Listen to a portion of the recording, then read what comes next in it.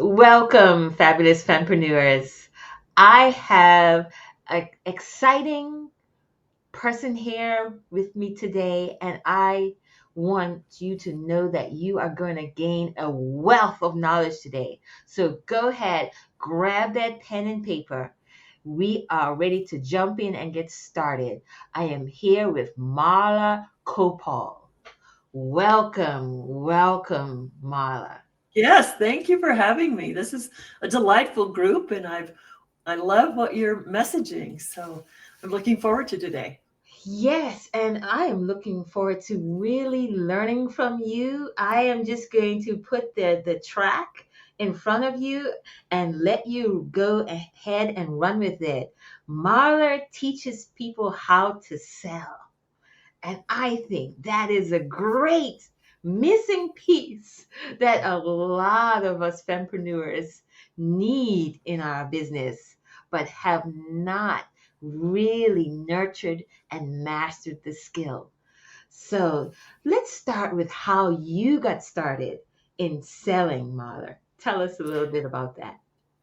Well, I think I was you're not born to be a salesperson, but I didn't have any trouble talking to people. Mhm. I was raised in a family environment with grandparents and everybody in it and around a business, so I just learned to talk to people. Didn't without knowing what I was doing. But I would say I was at 19 when I was in college, and this is a long time ago. But then they had private dorms for women and for men, so you didn't have mixed genders in a building.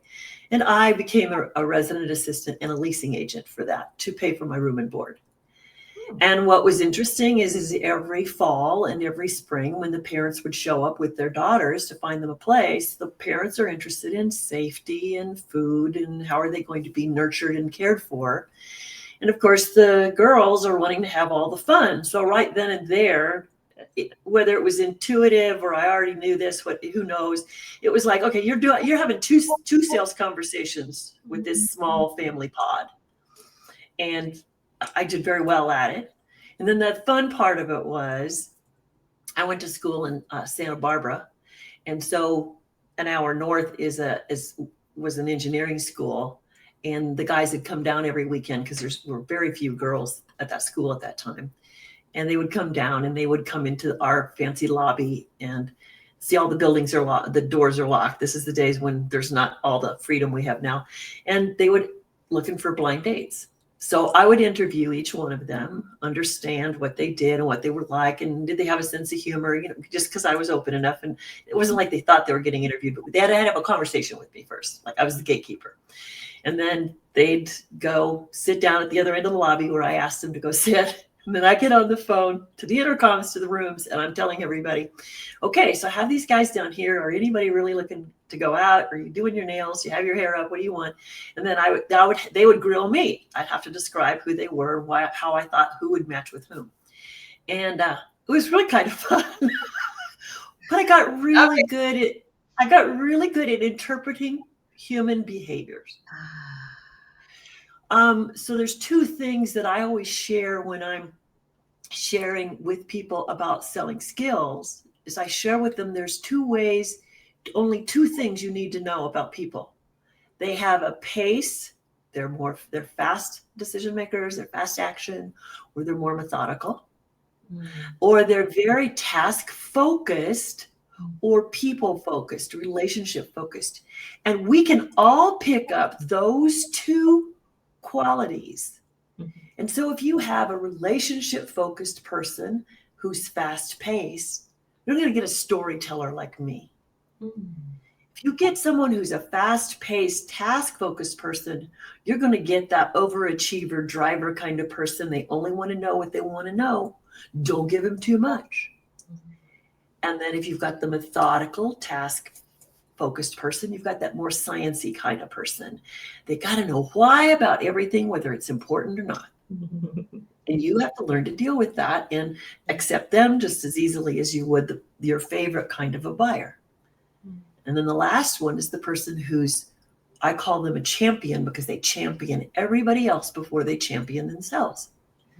They like to have they're relationship oriented and they're very methodical, But if you actually say to this person, how do you feel? They can't unless it's related to another person. Mm. So I sold for years in my later life because I've sold a lot of health products and I love to do trade shows. That's my fun time. That's really my hobby. You asked me earlier what my hobby was. It's like, if I could work a trade show, that's my hobby, and show other people how to do it and have fun. That's a hobby for me. But they come up and they're asking you what you have and you're sharing, and you say, so what do you need? It's like, well, I think my friend could use this. Okay, right then and there, I talked with their friend through them. Mm. That's the point at which they are comfortable. Interesting. Interesting. And these are just behaviors that if we really become observant of others, we learn how detrimental a selling script is to us. Because see, a selling script is us trying to be the star of the show. We are not the star of a sales call. You have to understand your buyer's narrative. You have to understand their story. And you, in a way, are only a facilitator. You have to learn to be really good with questions. You cannot be a assertive person when you start out a conversation. Okay. Okay. So those are the subtleties I try to get people to shift. So the first thing I ask people to do if they work with me is burn your script. Okay. Go ahead. It's like taking away the binky. Yeah. Baby's binky. Okay, okay. I love that. I love that. Burn the script and really get into the person. I mean, if you talked about selling that way, everybody would say, "Yeah, I can sell." Because most coaches and entrepreneurs get into this industry because they want to be with people, connect with people. Yeah, they do. And which is really great. However, that in itself has not built the skill. It's Yeah. not built the skill of conversation, questioning, when to be quiet, how to really read what their hesitation means, or ask. You don't read it. You don't guess. So the other thing is to help everybody stop assuming what some other person's behavior means. Here's my favorite question or statement. It's a little just a tug. So I might ask a question to someone and say, well, what prompted you to contact me today around whatever my product was, right? Mm. And I want to hear what's top of mind today. They didn't contact me yesterday. They didn't contact me tomorrow. They contacted me today. So what's top of mind today, right? And then when they kind of give me enough, but there's no hook in it for me, there's not enough gas in the gas tank to move the conversation forward, you just say, tell me more. Ah. Or tell me more. And now you get more of the story. Okay. And then sometimes you summarize that a little bit, and then you might ask another question. So what people don't know is, when is it appropriate to start talking about what I have? Well, you don't. You don't until they give you the indicators that you are even going to be a fit. So our first job is, does this buyer fit with me? Just because they showed up in my space does not mean they're my buyer. And that takes stamina. That takes resilience for you to say, but you can't be rude either. Like, well, you don't fit. Bye-bye. Time. Which I have seen people do. And, I've trained thousands of people in sales, and I got to tell you, that's just one of the crazy things you see people do. And you go, oh, what box did they just come out of? Yeah. That's kind of a lack of respect because they might have that friend that needs your service. Right. They might have 5 friends. So you look at every person as your golden apple. And so here's what's happening, I feel, in the world. And interrupt me anytime, because if you'll notice, there's no problem with me coming up with ideas. That's right. I'm laying out the racetrack. Go for it. But we've been culturized for years. Culturized is a favorite word of mine. We've been culturized in the selling process that says you have to handle objections, you have to be prepared. Well, that's like, get your shields up, get ready for battle, just, and so most sales books that you read, they're all about being the dominant party, the dominant person, or the leader. Let's talk about leader. Let's not talk about dominant. Salespeople are leaders, and most leaders, the quality leaders, they're not huffing and puffing. They're asking questions and they're letting you bring it to them. Bring it to them. Bring me your narrative, and then I will help work with you. Bring me your narrative, and I will. So that's how what they're opening up. So there's no book out there that shows you how to do that. Even Napoleon Hill talks about using a pitch.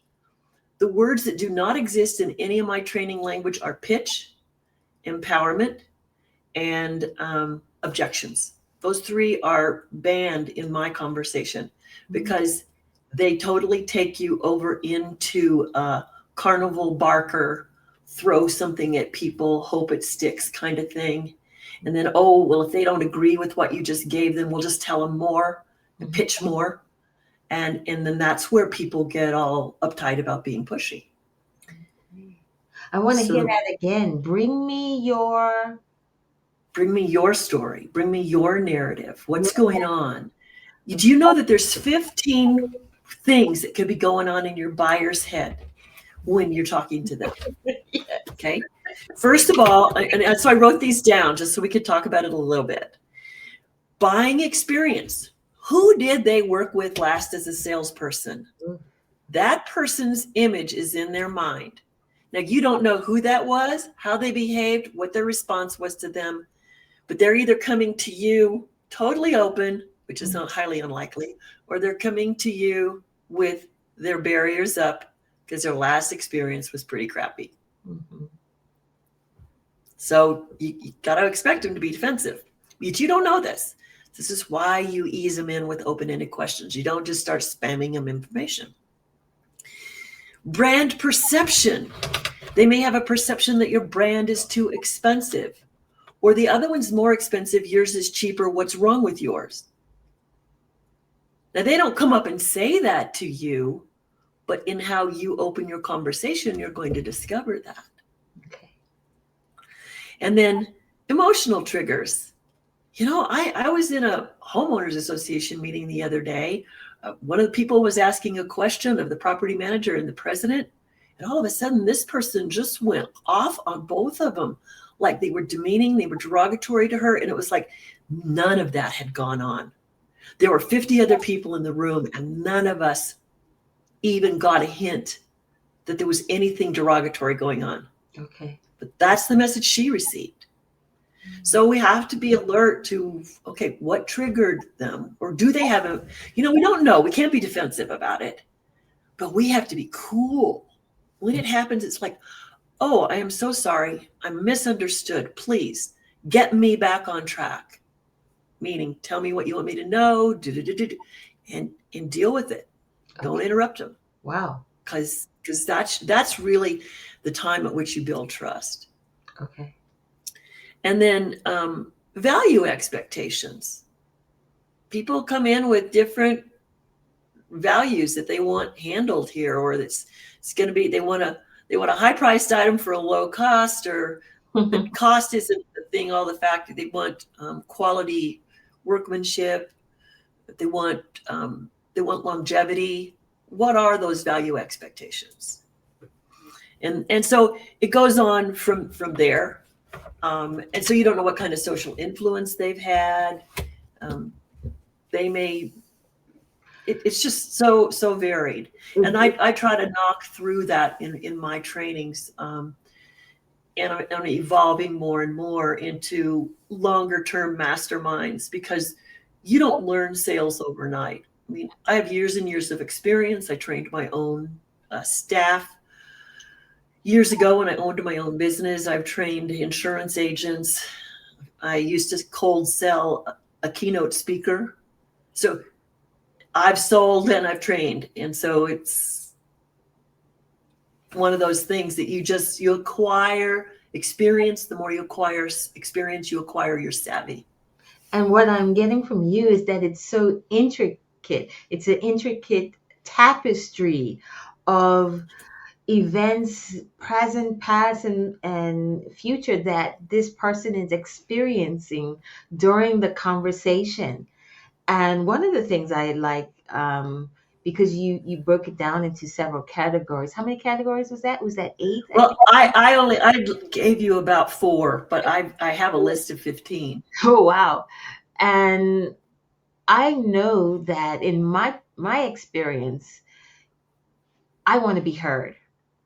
When I go Yes. into a sales call, that is one of the things that I recognize over a period of time, is that I want to them to hear how passionate I am about my need or Mhm. my work, my business, and how that matches with what they have to offer. Yes. And I remember going into calls where the person would ask a lot of questions, which seemed like, so I'm like, wait a minute, am I doing this wrong? I'm doing all of this talking here. I am giving them all of this information, and then at the end they just turn off and give me the script. So Oh, that's sad. That's sad. Well, that's like they know how to be a stage actor, but they only learned one half of the script. You asked me before we started, and I never thought about it, about if I had a hobby. I would say I have a fascination, and my fascination is people. yeah. So when I was a child, my mom worked for my grandfather, and he had a John Deere implement business. And I was 4 and 5, and I got to sit on the counter and talk to all the farmers. And I just saw cranky old men. I saw men who loved to have humor and jokes and stuff. And I don't know how that evolved, but I find people fascinating. Hmm. They're all different, but some of them were gruff, but I knew they were a marshmallow. So Hmm. I learned not to take everybody's behavior as the real person. Get off the counter, little girl. I've had a bad No, my mom put me up there, and they all liked it, because I got to go through the parts catalogs with them and everything else. But the point is that the exterior is not the interior. Hmm. And we don't know the interior until we ask those open-ended questions and we discover what is. And when we are willing to discover what somebody else is about and what their needs are, then we are respecting them. Yes. Now, the challenge we see in the world today is we have marketing. Everybody's learning online marketing. Mhm. They're getting into funnels, and the funnel is a very passive sales process. Mhm. So a funnel is pitching, and I use them, so there's nothing wrong with that. Yeah. But the ideal, so when I post questions, interrogative, those engagement questions, like on Facebook, I'll say something about, do you upsell? Well, people give me their rant and their frustration with reading long funnels. So they don't even associate a difference between selling and marketing. Selling is a person to person event, as far as I'm concerned. So a funnel gets you a ka-ching. That is a sale, but there was no relationship. Hmm. Sales conversations get you engaged with the person, get you understanding their needs, get you ready and in position to serve them, or to say, I can't serve you. And this is where people all think. They think every person is somebody I should be selling to. So then they feel bad because they don't make a sale. Could you just own that? Oh, my product and I did not fit for that person. It did not fit their lifestyle, their life stage, whatever was going on. And Good. so now you've built a relationship. How do you further that relationship to both parties' benefits? Well, maybe they just want to stay in touch. Maybe they have friends that they can refer you to. So where everybody stops short is they see a sale as a one-time event. It could be a lifetime relationship. Wow. Yes, yes, amazing. That continuing of the relationship, the networking, and just being open to wherever that relationship takes you.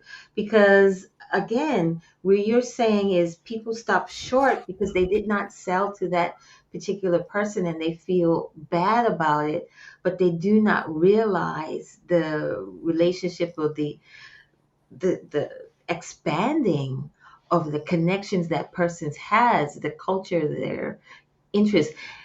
Yeah. And not only that, but trying to force the issue and getting that person to sign up for something that you can't really serve them with. Now you've only predestined yourself to like a bad review. And if they do continue in your program and they're not happy because it's not what they wanted, then you've kind of stuck yourself into that relationship. And You have. You just, too many people burn bridges for the wrong reasons. mm, I mean, there's times where it's time to sever ties with someone, but you don't want to burn the bridge. You always want to leave the doors open a little bit. okay. So even if you don't make the sale today, just on the simple side of the process, you always say, so it sounds like you really want to think about this for the next couple of months. It's not on your agenda to act on now. Do you mind if I contact you in 2 months? Can I put that on my calendar? Get permission. That's a yes. You just sold the next appointment. Mm. So see, everybody measures the sale in the ka-ching. You measure the sale in the next appointment, the next agreement, the next process that they agree to, and you now have a relationship, or I call it an alliance. That's better. You have an alliance to come back together and do something. Touch points, touch points, touch points. Right, right. So Yeah. everybody calls it follow-up, but it's like, that sounds boring to people, or it sounds frustrating. It sounds hard. So the objective of follow-up is to always be booking the next contact point, because eventually there will be some kind of transaction, whether it's an introduction to a friend or somebody that they need. Because if you're top of their mind every so often, they still may never be your buyer, but they may be your referral source. Exactly, exactly. So too many people have a limited point of view of what the selling relationship is all about. Wow. Yeah. And I again come back to what I've learned in the years of teaching and having this one-to-one conversations, the first session, and realizing I don't really want this person in my course. I don't want this person Right, right. program. And so many people are like, well, I'll hold on. I think it's like one of those things with age comes wisdom. I'll hold on to them because they're going to pay me. And it's like, no, if that person does not have the right energy, let them go. It's okay. Yeah, We're not. I've been. I know. Well, you're very similar to me, I believe, in the sense that we see people's innate value, we Mm, see their potential, but because we can see their potential, if they do not see their potential, we can't help them. We can only help them at the point they accept and own that they have potential, that we accept and own that they are ready to move forward.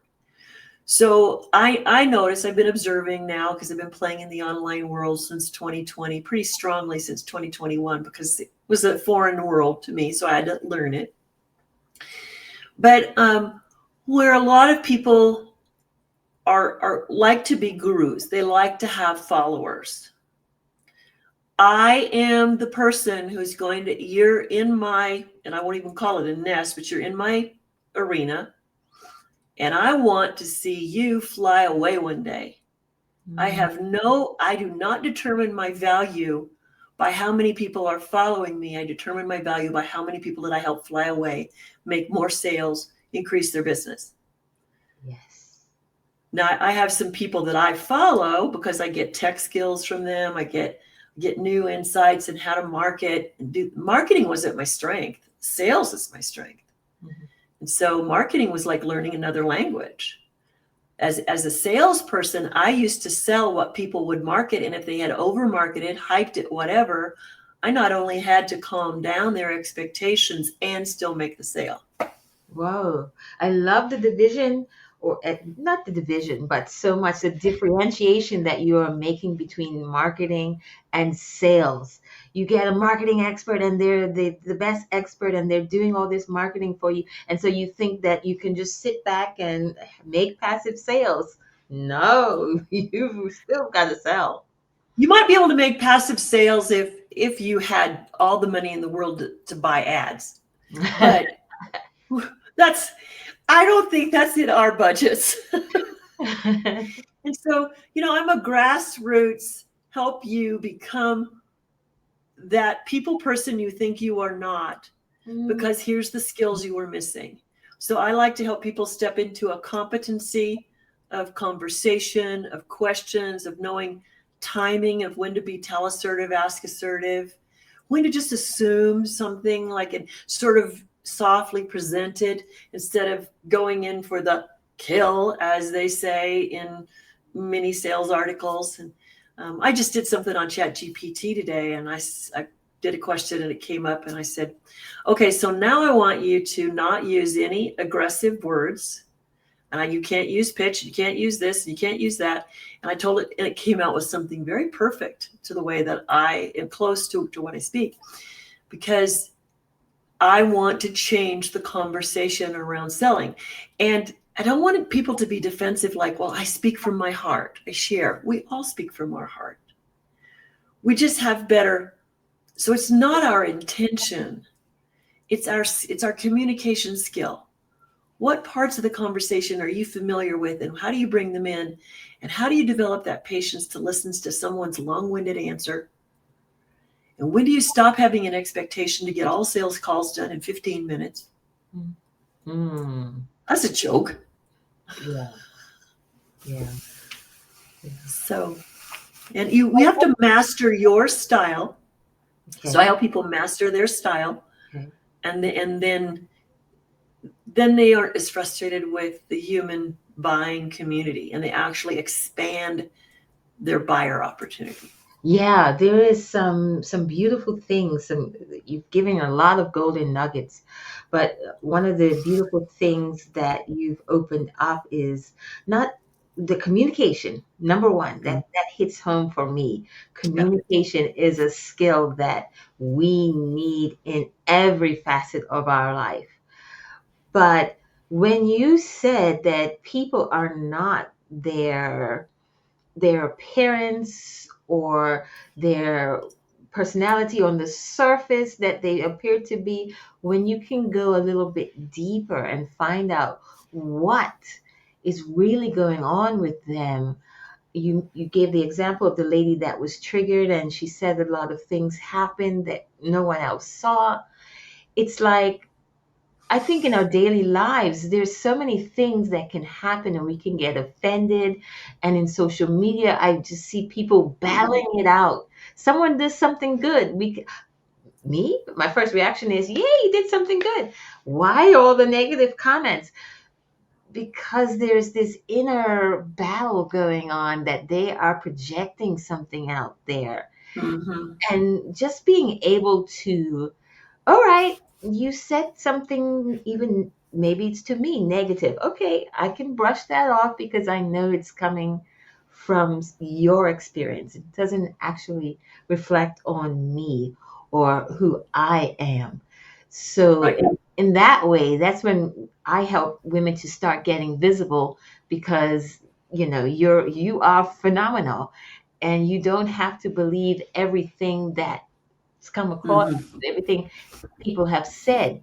But what you've opened up is that you're cracking open the walnut and seeing beyond that negative shell that person is projecting, and there's more to it.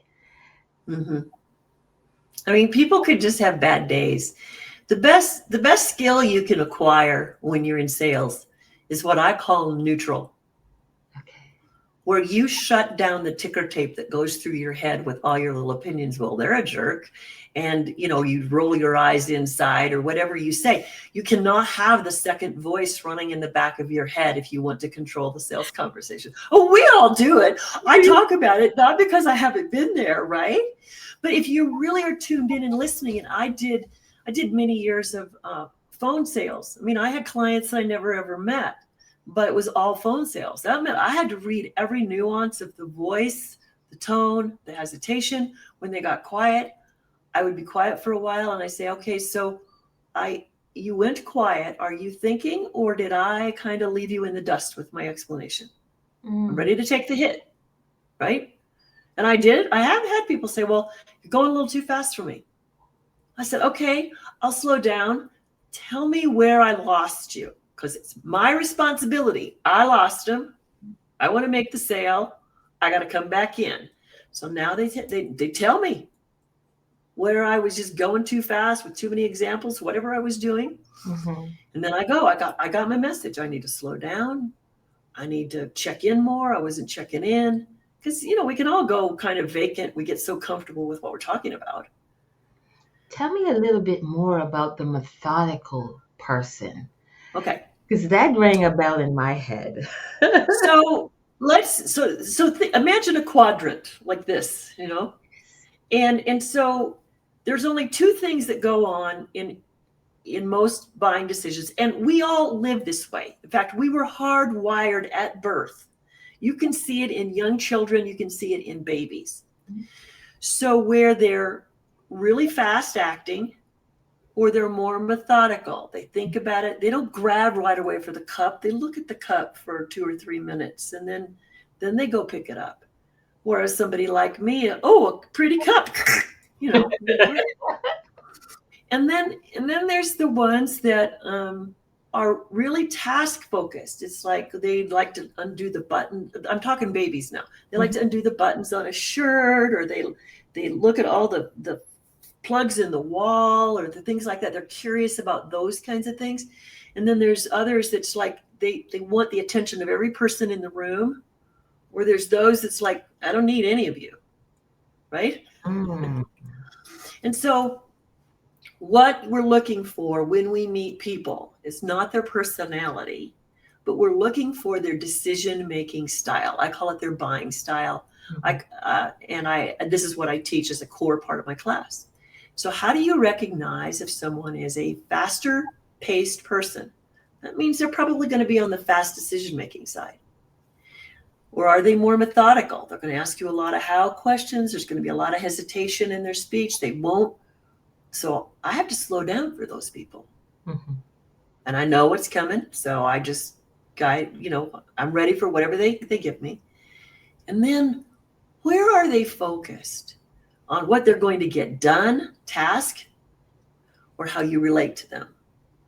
So as an expressive, if you're a salesperson and you create a good relationship with me, and you hear me, you repeat me, you understand me, we get into a jive, we're telling stories back and forth, I'm highly likely to buy from you.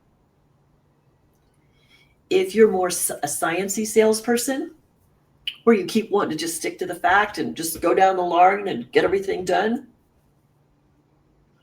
I'm going to, because of my experience, I'm going to take you aside and give you some sales coaching. Okay. But if you're a typical buyer, like my style, you're going to go, oh, this guy doesn't get me at all, because he's so focused on what he wants to tell me. He's so focused on telling me all the features, telling me all the benefits, all the nerdy stuff that they like. Okay. Well, I can be a nerd, but I have to want to be a nerd. Yeah. And that's why I was asking about the methodical person, is because I find myself going between the two, being the relationship person. I want to be heard. I want to build that relationship. I want to know I can trust this person that's selling me, but I also want to know all the features. So I say that because my background being in engineering, I've always wanted to know. I have all the why questions that nobody can answer. Yeah, well, there's more dynamics to this than go on. So let's say you play on the methodical side of the quadrant. when there's a quadrant going on, your secondary positions are the one above you or the one to the side. So see, you filter in. The only part of that quadrant that's tough for you is your opposite. So if you're already people focused a lot, you like the relationship, but you also have a sciencey mind, you're pretty much on the methodical side with the ability to flow back and forth between task and people. Okay. I can be a high overachiever driver. I ran my own property management business for 10 years. We managed 3,000 units. I had 50 employees. I was in full on driver mode, but I built my business because I had the relationship piece, not just because of what I got done. I mean, I was the one that was the face, so I had to bring in the business. But I was always fast paced. So I had to slow down for my people that were more methodical, my bookkeepers and, the people that just, it's okay. I got it. I knew what they needed, but I never identified it. It took me a while to start putting this into categories. And so it was, people say personalities, and no, I'm looking at behaviors. Okay. So now as we all mature, and depending on how much we've been out in the world, we can flow into all of those behaviors in that quadrant. However, when we're at the point of stress, which is where people are when they're making a buying decision, then that's when they'll revert to that basic neurological wiring they got in the beginning. Default mode. I got it. Okay. And so people talk about these things and they talk about owl, but to me, like each of these people has a phrase too. So like the driver overachiever, they might call you for a sales call, and the first thing they're going to say is, how much time is this going to take? Consistently. And I just have to laugh because I tell them, so you got a couple of comebacks for that. It's like, how much time do you have? And so depending on what I used to do, if they called in and said that, and they said, I have 5 minutes. I said, well, I can't possibly even get you what you need. I need at least a minimum of 12 minutes. And when you buy, I need another 10. Do you have that now? They said, no, I better call back. Okay, good. Or they say, oh, yeah, I got 30 minutes. I say, okay, we're good. Let's go. Because that person just drives their life by the clock. And then there's somebody like me that I want to know that you hear I have a sense of humor. I'm playful. Don't get too serious on me. I'm sharp. I'm intelligent. I'm going to poke you if you don't give me something. I mean, I'll take care of myself is what I'm trying to say. Okay. And then there's the person who says, well, my friend could use this. Or, well, my husband told me I needed to do that and find this out. So already you have two people in the conversation. True. And you don't ignore that other person. You don't ignore the invisible person in that conversation with that person. Okay. And that's another whole talent that I share. And then the sciencey person, they can go on forever with their questions because it's their job in their head. It's their job to ask more questions. And so you have to learn how to finesse. Check. So if you're me, the storyteller, right? Uh-huh. I don't dare go too long on an example because I'll just give that person the opportunity to come up with 10 more questions. Because they come up with a question every half sentence. It's just how they're wired. And so I guess the best example I have is years ago, starting out, I was in the leasing industry running a large apartment complex of 300 units. And this man was so cute. His name was Dan. I've never forgotten him. And he would come in and he'd see us every couple of weeks. He was trying to find a new place. He lived in his last place 10 years. So that was critical to know. He wasn't just making a willy-nilly decision. He had a clipboard. And on this clipboard were all the things like refrigerator, dishwasher. Well, he had 8 apartments, right? He was looking at. He wanted only luxury. And they all had this, every box was ticked off. Well, nobody knew this. One of the leasing agents got him one time and another one. And the third time I said, Dan, you've been in here so much. We love you to death. Would you show me your checklist? He showed me his checklist.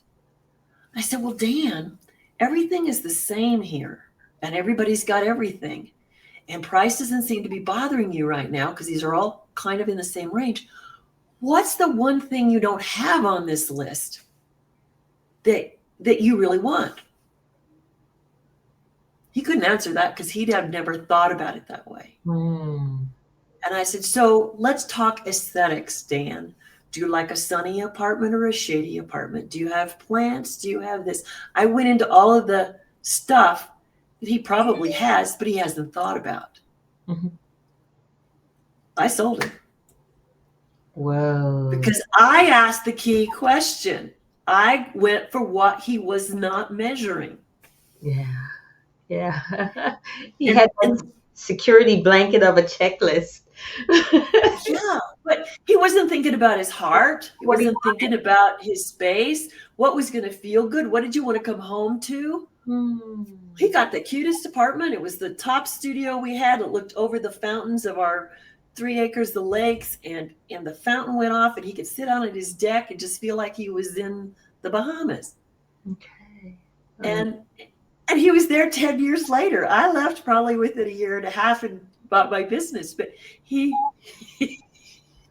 was there 10 years later when I went back. Oh, this is such good information. So I want to just ask you, Mhm. for the fempreneurs that are Yes, listening, the entrepreneurs that are listening, and they have such a big heart for working with people, helping people, coaching people, right. but they have not honed that skill of selling because they feel a conflict Correct. between the selling something and just sharing your gifts and really being authentic by just giving it away. How do we bring it to their attention that selling is a key skill that they need to grow? You know, I'm always having that conversation with myself. I don't know that I have the exact answer, but I do know that if anybody keeps running around and thinking that sales is pushy, sales is sleazy, that they're just not they're going to have to shift that mindset somehow. Hmm. So I try to have the conversation with people. How did you pick that up? Are you repeating somebody else? Are you repeating the norm that's out in the community? Or are you, what feels awkward to you? Yeah. That's why I try to do masterminds, because I find it takes a long time for people to shift their filters, their internal filters, Mhm. to why they have that feeling, and to let them go ahead and experience something in a safe environment. Try on this open-ended question. What did it get you? I find everybody's ready to give a solution and take care of something, but wait a minute. We take people's power away when we are the only one with the answer. So this is why we could have another whole big discussion on the word empowerment, because it doesn't fit. It is our job as a salesperson to help people make a powerful choice for themselves. Mhm. So if we want to help people, we help people when we help them step into their power. Even if they're buying something, if they're buying a coaching program, they're buying a tube of lipstick, whatever it is, by setting up a conversation well enough that somebody feels like I'm making the choice I want to make. See, I don't have buyer's remorse. I've sold for enough years that I can honestly tell you I've never had buyer's remorse. Mhm. And I never thought about that, but it's like, sure, somebody can come back, but I make sure my people are really ready. So my best clients are those people who have that concern but are willing to give it up. If they want to believe that they're going to be pushy, then I can't help them.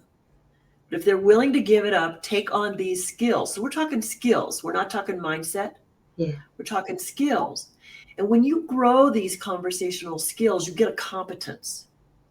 And you and I were talking about this earlier. Competence builds confidence, and confidence builds consistency.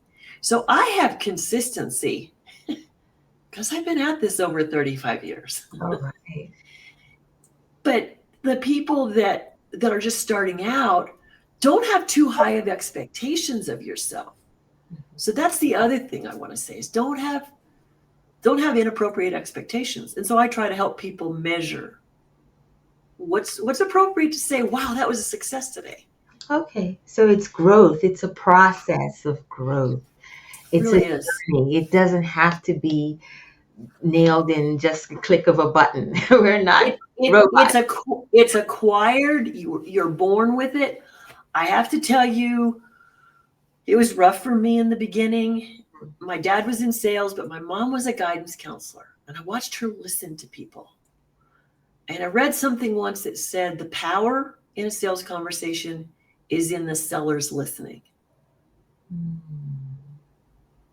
And so, as much as I'm one of those people that I will talk at the drop of a hat and I want to tell you everything, my first sale, my first big sale, when I was 25, and this would be a million plus sale today, was about $300,000 to a college community. This is in the old days when you're printing college catalogs. It's long before the internet.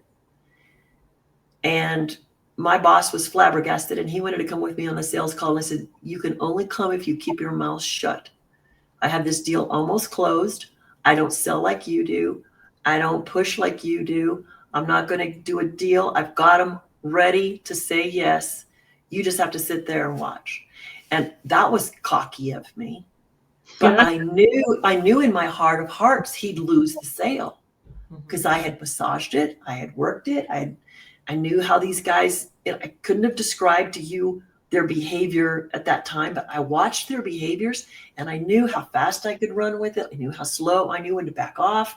I knew when to be there. And I closed it. It was about $300,000.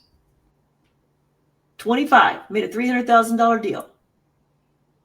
Yes. That was like making a $2 million deal. You brought the both of best of both worlds. You watched and you listened and you learned. And And then I had to manage my boss. you had to manage your boss. Sit behind me. How'd you Don't do say that? anything. And I was surprised. He did keep his mouth shut because I think he was surprised somebody asked him to do that. Excellent. So the keys were competence, confidence, and then consistency, bringing Yeah, those three together. right. All right. So, So I get tickled when I see people marketing. You just need consistency. Well, wait a minute. If you don't know what you're doing, well, what are you supposed to be consistent with? And if you don't have confidence, you're going to reinvent every day. This is why people are jumping from class to class to class because they're still reinventing. interesting.